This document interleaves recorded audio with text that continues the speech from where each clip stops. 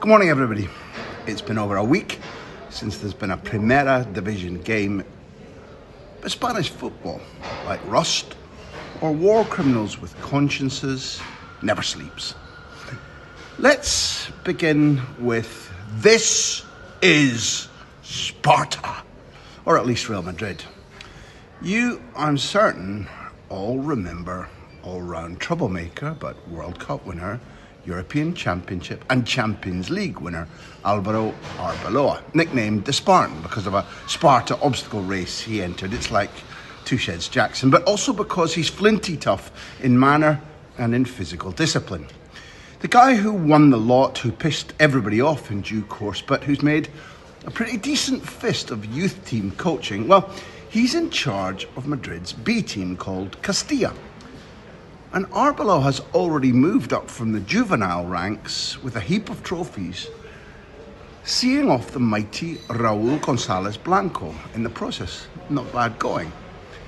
This weekend, after his Castilla team won their Division 3 match 2-0, he let rip, literally, at their talented, highly prized centre-half, Joan Martínez. Arbeloa said about Martínez, he's a very talented young man, but he has a long way to go. To begin with, he needs to train much harder than he is now, with much more focus and intensity if he wants to be a Real Madrid player. He needs to understand that the demands of that position are extremely high. What he's doing right now isn't enough to make him a first-team player, and until he realises that, he'll obviously be a great player for Castilla.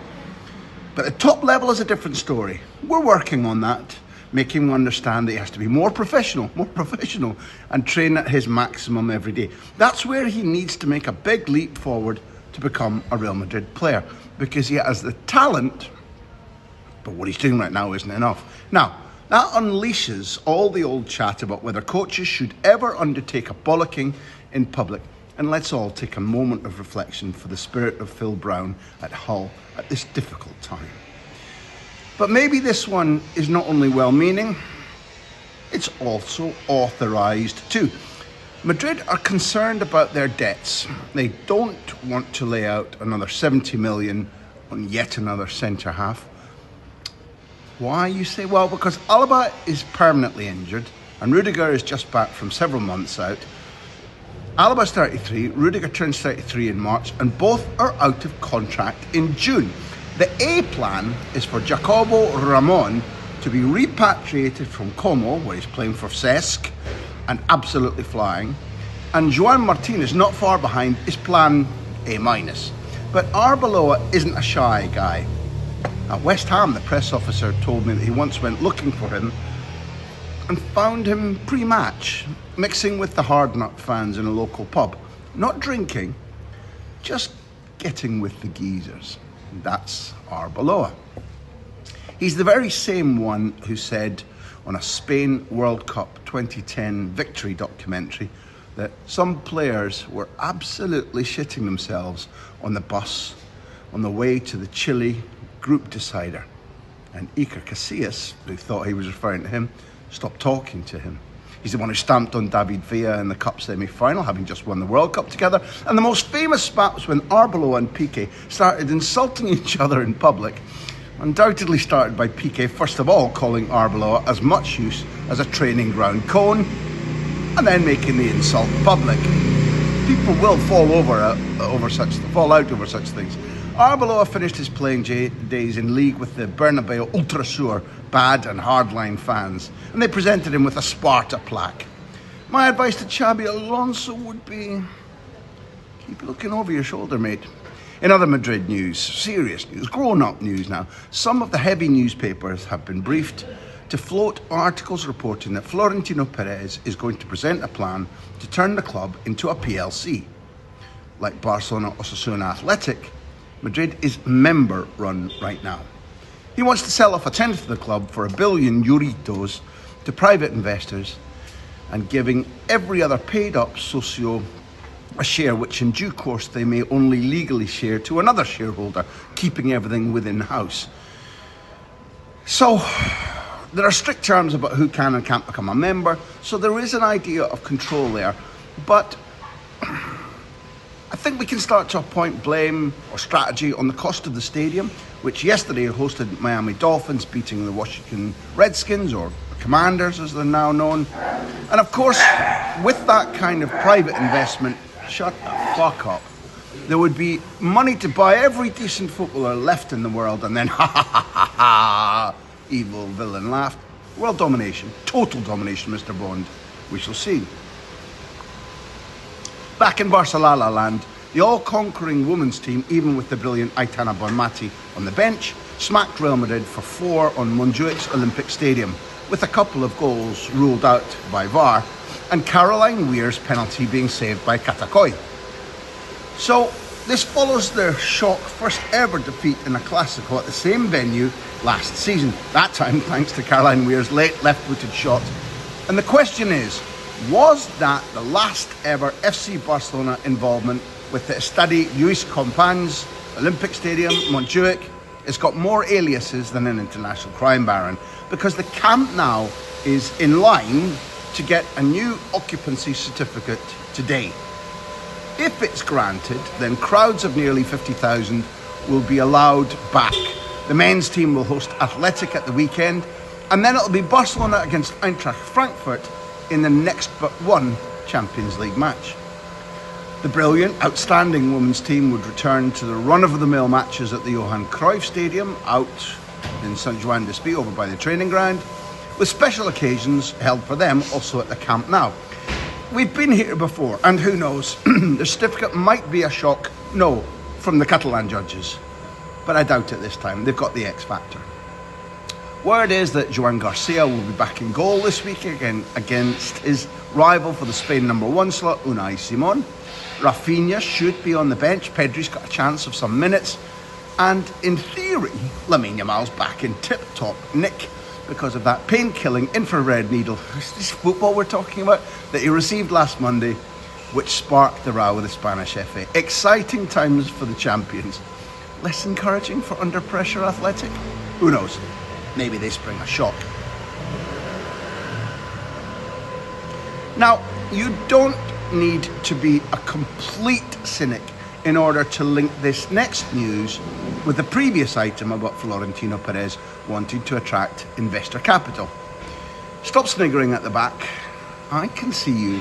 Look, the big story across the Atleti scene is that the club have already managed to attract an 850 billion market investment company called Apollo. They're USA based, of course, and they're in the process of becoming majority shareholders at Atletico Madrid by the end of the season at the latest.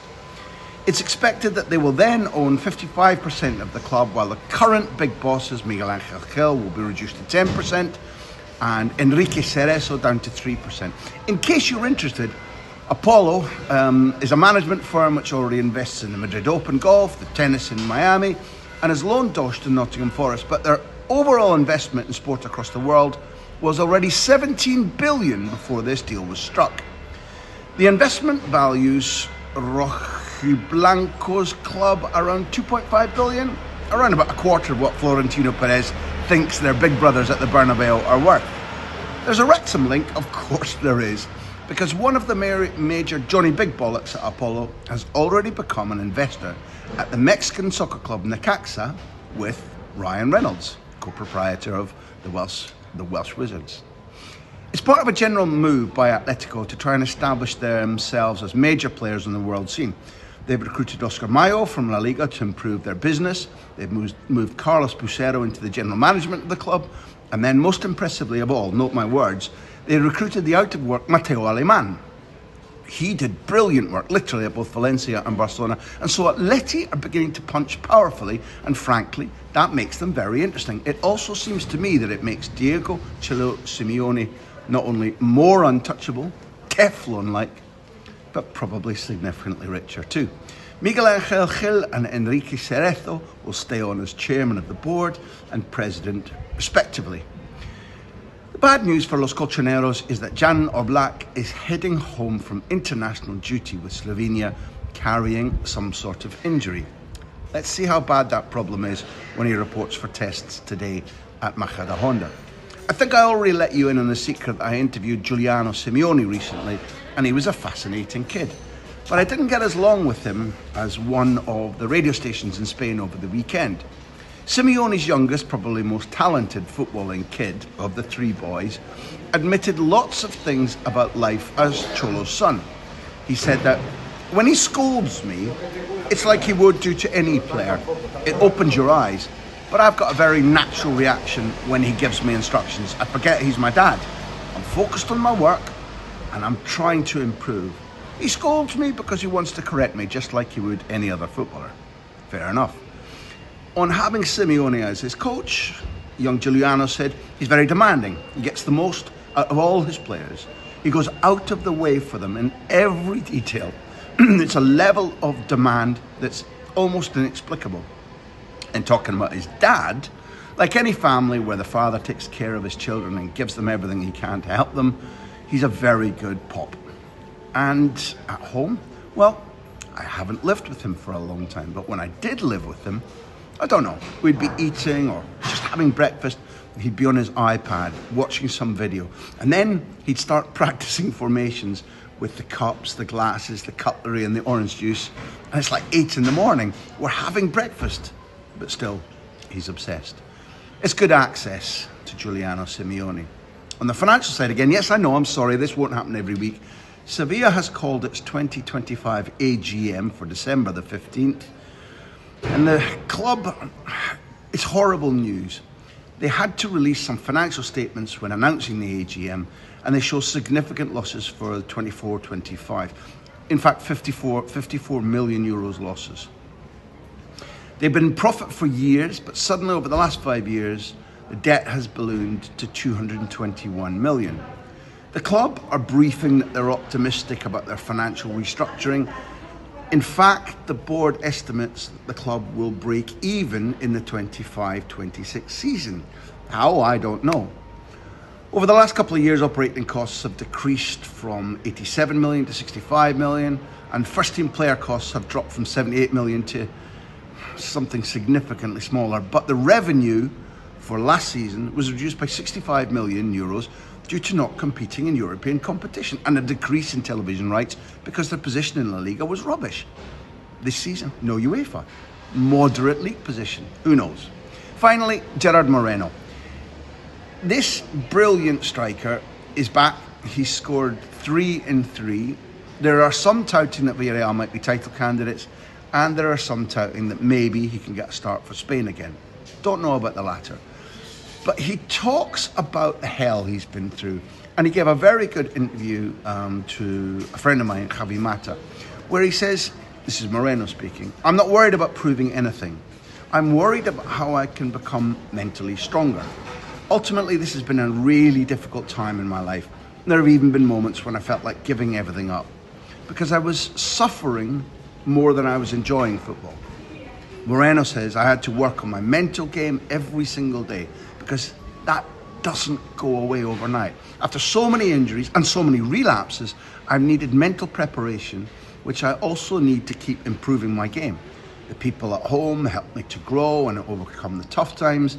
And now, right now, I feel pretty good and things are going well. I want to continue in this direction and I want all the work I put into myself to pay off." Then came the $64,000 question, did you think of quitting? Moreno says, "I won't deny, there was a day when I thought about going to Fernando Roig, the president, and telling him that this was it, I was done. Last season, the thought crossed my mind a few times, but after this season's injury relapse, I said to myself, that's it, I'm done. It was a moment when I was super clear. I didn't want to suffer anymore. But despite all that, football makes me happy and it makes me different. But my mind had been made up. I got home and I went and told my wife, that's it, I'm quitting. I don't want to continue suffering anymore. It was a moment when my world had collapsed because of that injury relapse again. And I couldn't go on. I just didn't feel that I had the strength anymore.